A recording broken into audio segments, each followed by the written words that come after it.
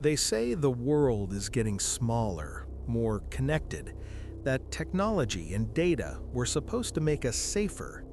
But as we move deeper into 2026, the reports coming in suggest something very different. Tonight, we aren't looking at legends from decades ago. We're looking at what's happening right now.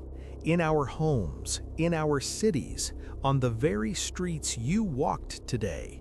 From a smart home system that decided its owner was the intruder, to a terrifying encounter on the NYC subway with an entity that knows secrets it shouldn't.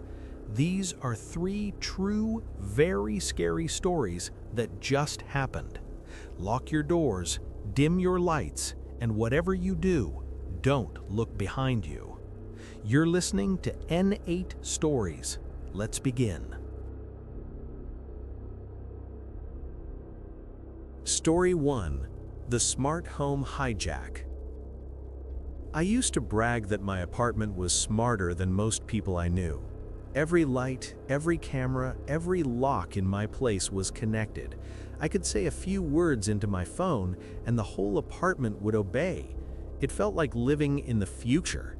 I didn't realize until it was too late that I had basically invited a stranger into my home and given them the keys. It started on a Sunday night in December, the kind of night where the city is quiet not because it's late, but because it's cold. Rain tapped softly against my living room window, and the glow from the smart TV painted the room in shifting colors. I was alone, wrapped in a blanket, scrolling mindlessly on my phone. "Lights, dim to 30%, I said.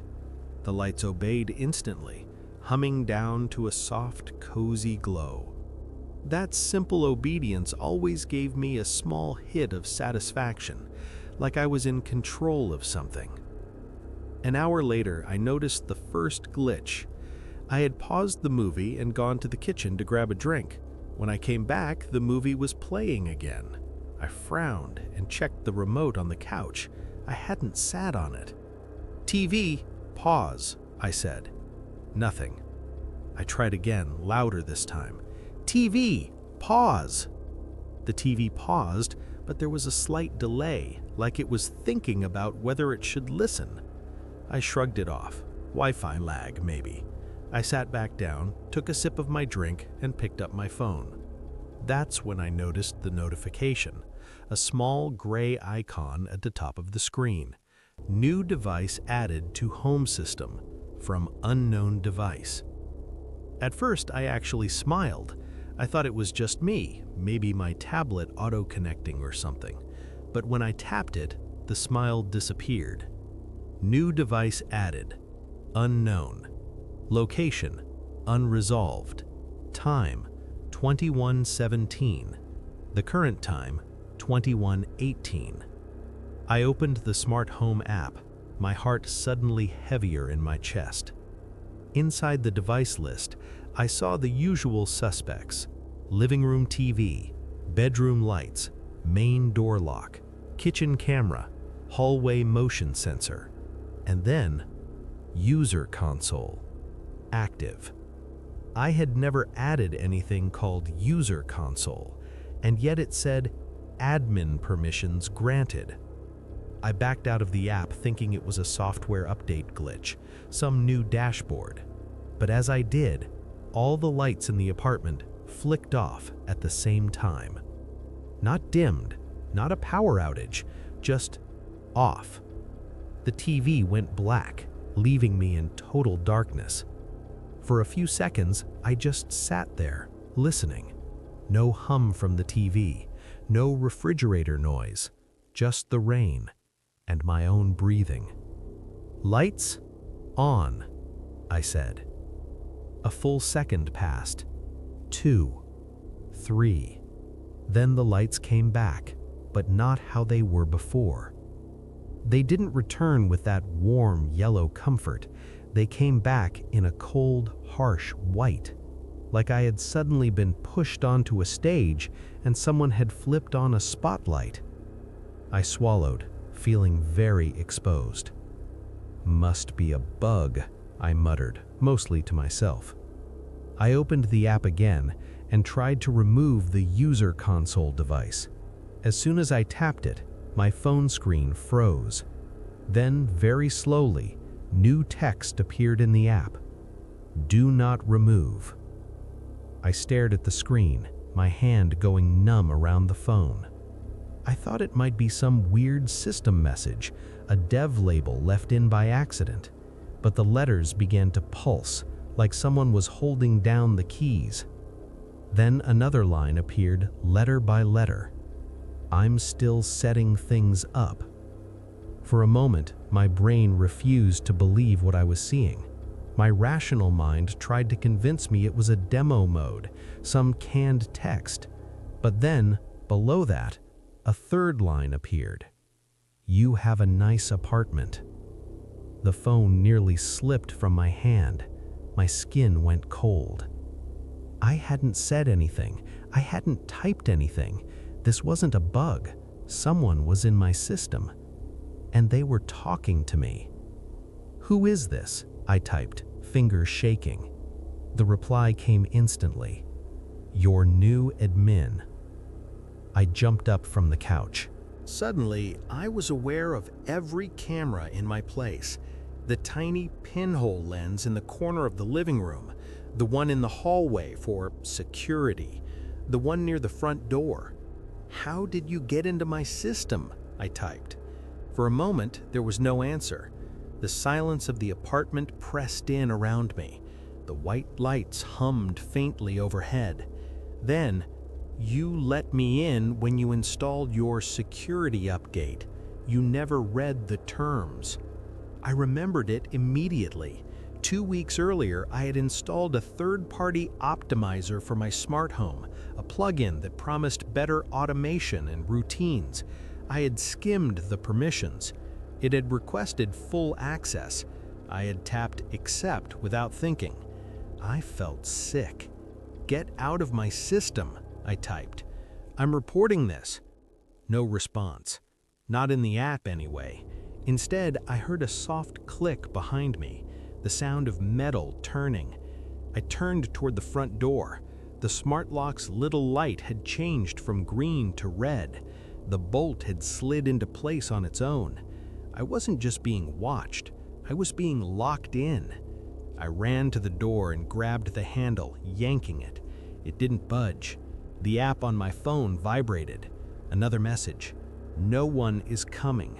Let's test your stay home features. The thermostat on the wall suddenly ticked. The temperature started dropping.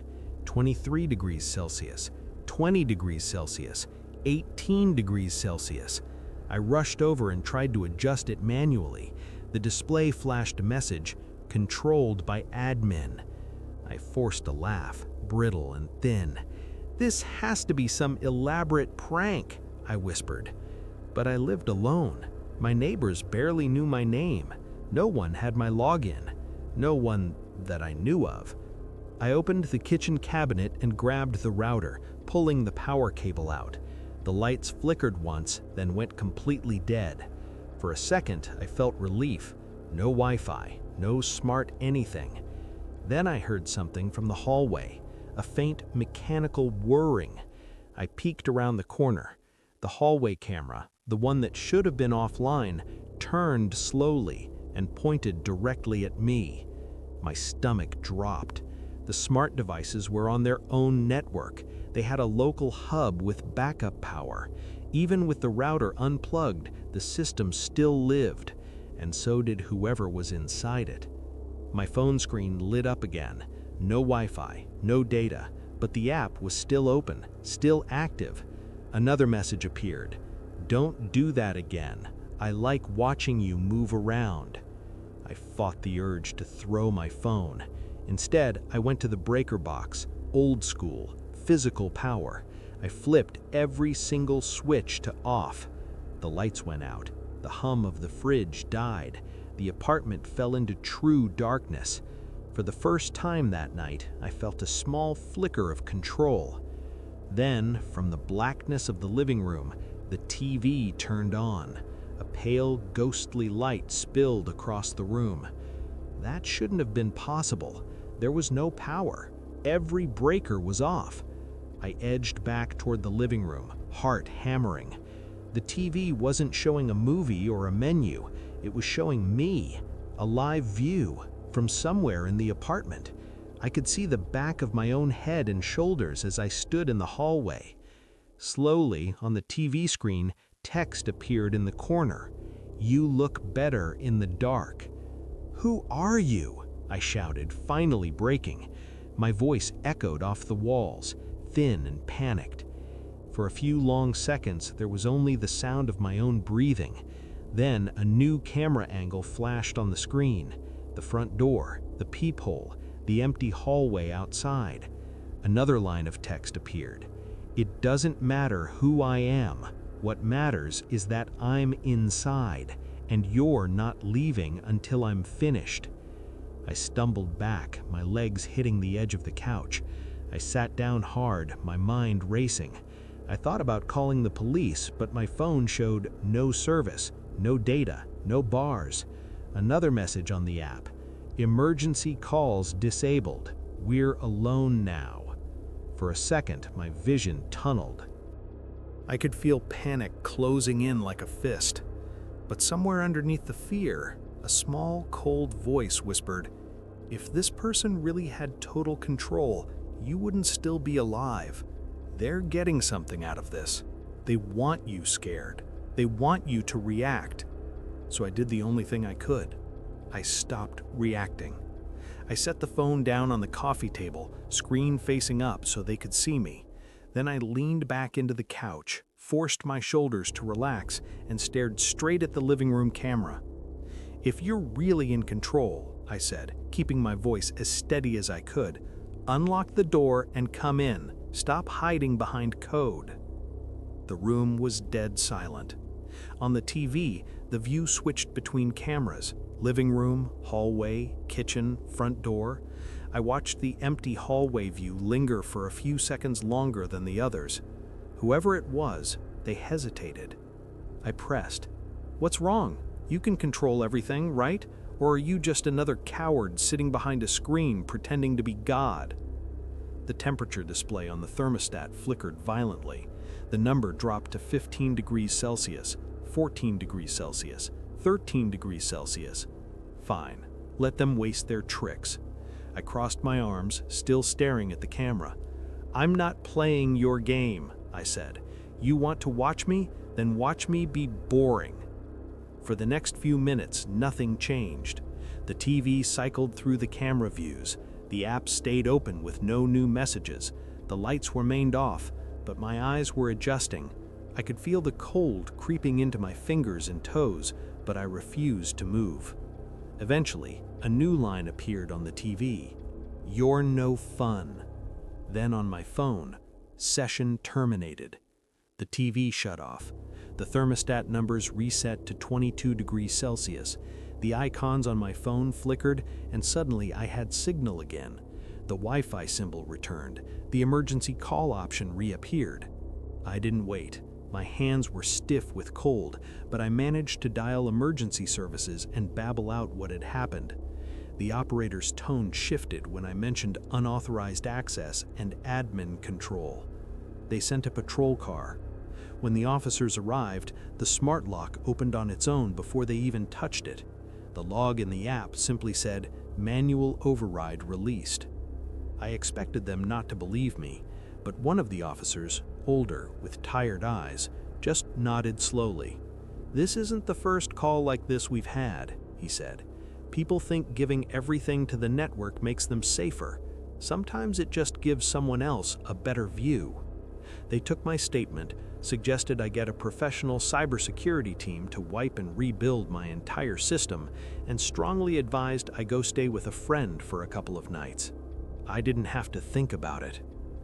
In the days that followed, the investigation only made things worse. The specialists found that the optimizer I'd installed was a front, malicious code buried inside a fake update. Whoever was behind it hadn't just accessed my cameras and locks, they had mapped the layout of my entire apartment. They knew my routines, my sleep schedule, when I was home and when I wasn't. The scariest part? There was no trace of who they were, no clear IP, no physical location. Whoever did it had routed everything through layers of anonymization. To the police, it was just an unknown malicious actor. To me, it was something much more personal, someone who had sat in the digital walls of my home and watched me move, cook, sleep, change clothes, someone who could talk to me through my own devices, someone who got bored only when I stopped playing their game. I had the entire system ripped out. No more smart locks, no more voice assistant, no more cameras pointing inward. People laugh when I tell them I went back to dumb bulbs and a normal key. They tell me I'm overreacting, that it was a 1 in a million hack, that lightning won't strike the same place twice. But sometimes, late at night, when I'm lying in bed and the apartment is dark and quiet, my phone will light up on the nightstand for no reason. No notification, no call, just the screen turning on for a second, then going dark again. And every time it happens, I remember the last message that ever came from that user console, the one the tech team found buried in the log files tagged as system note, time-stamped long after I thought everything had been shut down.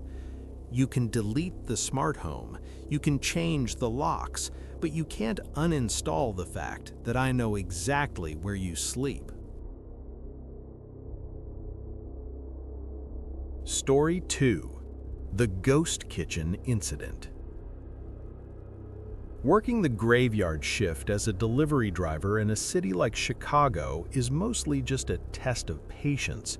You deal with bad traffic, worse weather, and customers who forget they ordered food the second they close their eyes.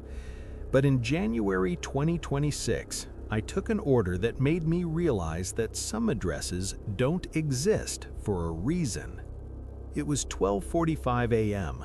The temperature was hovering around 10 degrees and a biting wind was whipping through the skyscrapers. My phone buzzed with a high tip order, a ghost kitchen pickup from a place called the Copper Kettle. The pickup location was deep in the industrial district, an area of the city that feels like a graveyard after 8 p.m. No street lights, just rows of windowless warehouses and rusted chain-link fences. I followed the GPS, but the further I drove, the more the blue line on my screen began to jitter. When I finally arrived, there was no sign for a restaurant, just a massive corrugated metal building with a single flickering bulb over a heavy steel door. I checked the app. The instructions were specific. Do not knock. Pull the delivery lever and wait. Beside the door was a rusted iron handle. I pulled it. A deep mechanical groan echoed inside the building, followed by the sound of heavy chains moving. 5 minutes passed. The cold was starting to seep through my coat. Just as I was about to cancel the order, a small slot in the door slid open. A bag was pushed through. No words, no face, just a brown paper bag, oddly warm and smelling of nothing. No grease, no spice, just a faint metallic scent. I headed to the delivery address. It was only 3 miles away, but the GPS was taking me toward the docks, an area that had been condemned for redevelopment years ago. The apartment number in the app was 404. I pulled up to a crumbling brick tenement building. Most of the windows were boarded up with plywood. According to my phone, I was at the destination.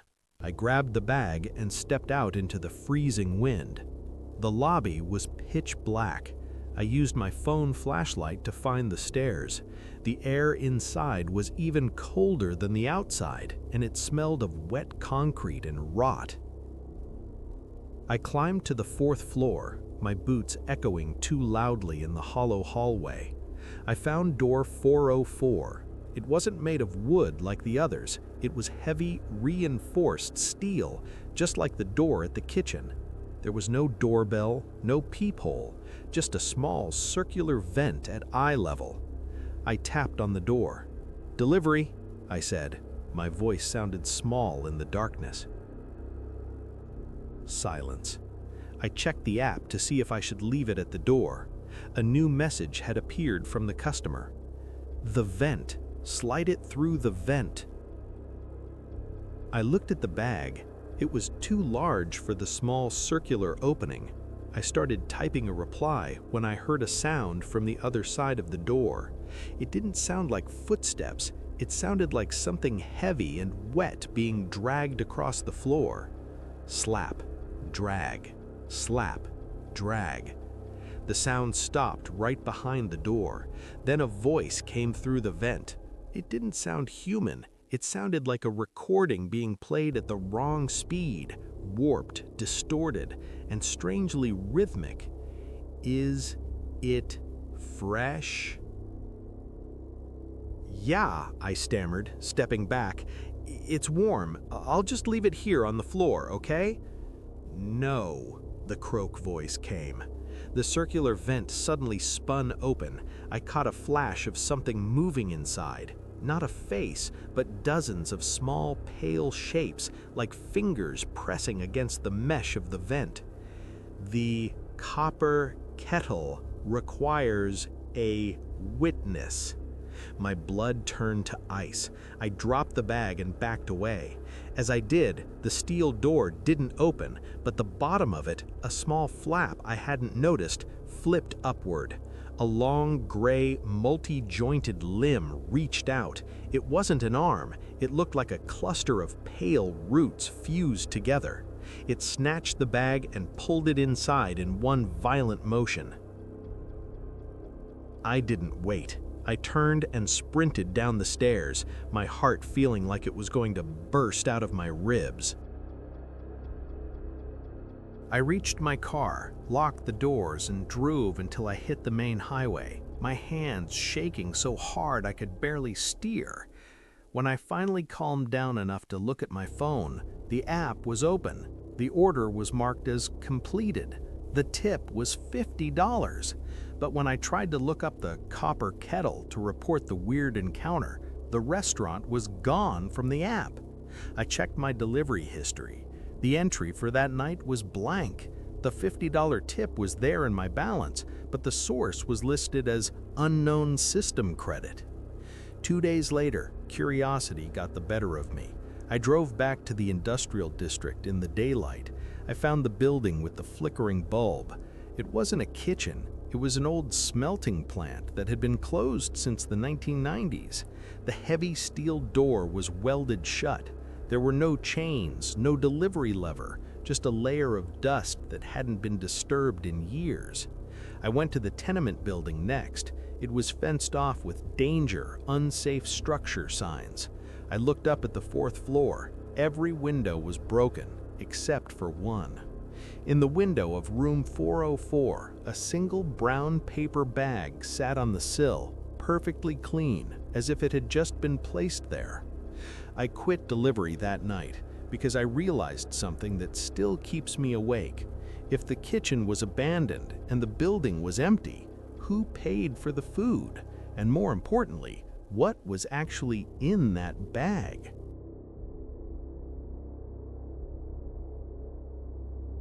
Story 3. The Subway Gray Entity. Most New Yorkers pride themselves on seeing everything and reacting to nothing. We ignore the shouters, the sleepers, and the strange smells. But by January 2026, a new rule had formed among late-night commuters on the L train. If you see the man in the gray suit standing perfectly still, do not make eye contact, and whatever you do, do not listen. I didn't believe in the gray. I thought it was just another viral creepypasta designed to get views. That changed on a Tuesday night around 2:15 a.m. at the 14th Street Union Square station. The platform was deserted. The air was thick with that metallic underground heat, and the only sound was the distant hum of the third rail. I was leaning against a pillar, scrolling through my phone, waiting for the Brooklyn-bound train. I felt a sudden drop in temperature, the kind that makes the hair on your arms stand up. I looked down the platform. About 50 feet away, a man was standing near the edge of the tracks. He was wearing a sharp, charcoal gray suit, but something was wrong with his proportions. His arms seemed a few inches too long, his fingers dangling past his knees. He wasn't moving, not even the slight sway of someone breathing.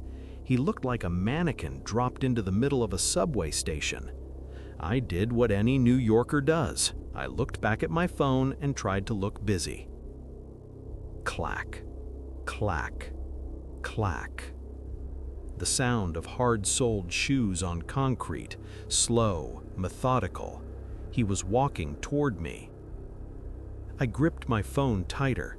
Out of the corner of my eye, I saw him stop exactly 10 feet away. He didn't turn toward me. He stayed facing the tracks, but he leaned his head slightly in my direction. Then he spoke. It wasn't a shout, it was a whisper, but it sounded like it was coming from inside my own skull. The 2024 trade, the one you didn't tell your wife about, the $3,000 you lost on that margin call. You still haven't made it back, have you? My heart stopped, my breathing hitched. I have never told anyone about that loss, not my friends, not my partner. I had deleted the emails, I had buried the shame. How could a stranger on a platform know a specific financial failure from 2 years ago? I turned to look at him, breaking the golden rule. He had no face. Not in the way a monster doesn't have a face, it was just blurred, like a photograph where the subject moved too fast. His skin was the same dull gray as his suit. Where his eyes should have been, there were only deep, vibrating shadows. "Stop it!" I hissed, my voice cracking. The entity didn't flinch. It leaned closer, its long gray fingers twitching. A widowmaker. They operated on April 10th. The gray didn't lie. He knew the date. He knew the secrets. And now every time I'm on a subway platform and the temperature drops, I start humming to myself. I put on my noise-canceling headphones and I close my eyes, because I know he's still out there, leaning in, waiting to tell me the date of my own end.